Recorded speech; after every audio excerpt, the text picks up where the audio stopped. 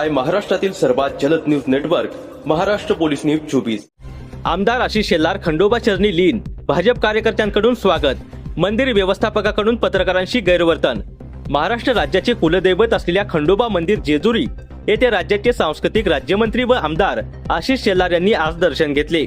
यावेळी जेजुरी शहरातील भाजप कार्यकर्त्यांच्या वतीने त्यांचे उत्स्फूर्त स्वागत करण्यात आले।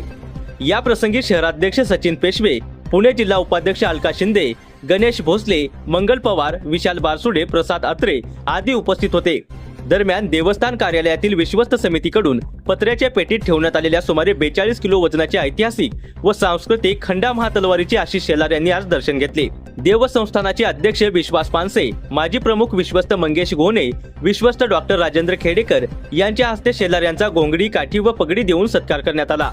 या ऐतिहासिक तलवारीला राज्यशस्त्र म्हणून घोषित करण्याबाबत तसेच ती मेघडंबरीत ठेवून सर्वांसाठी खुली करण्याबाबत प्रश्न विचारण्यात आला असता शेलार यांनी पत्रकारांशी संवाद टाळल्याचे दिसून आले। या संदर्भात भाजप आमदार संजय केळकर यांनी यापूर्वीच या शस्त्राला राज्य आश्रय मिळावा यासाठी विधान भवनात प्रश्न उपस्थित करण्याचे आश्वासन दिले होते। सध्या ही तलवार पत्र्याच्या पेटीत ठेवलेली असून ती प्रेक्षणीय स्वरूपात ठेवावी, तसेच तिची माहिती हिंदी, इंग्रजी व मराठी भाषेत उपलब्ध करून द्यावी अशी मागणी ग्रामस्थांसह विविध प्रतिष्ठानांकडून करण्यात आली आहे। तसेच पुरातत्व विभागाच्या सुरू असलेल्या दुरुस्ती कामाची पाहणीही शेलार यांनी केली। दरम्यान जेजुरी गडावर सामान्य नागरिकांना बंदी असलेल्या वाहन मार्गावरून शेलार यांचा ताफा नेण्यात आल्याची चर्चा रंगली आहे। महाराष्ट्र पोलीस न्यूज 24 साठी पुरंदर प्रतिनिधी संदीप रोमन।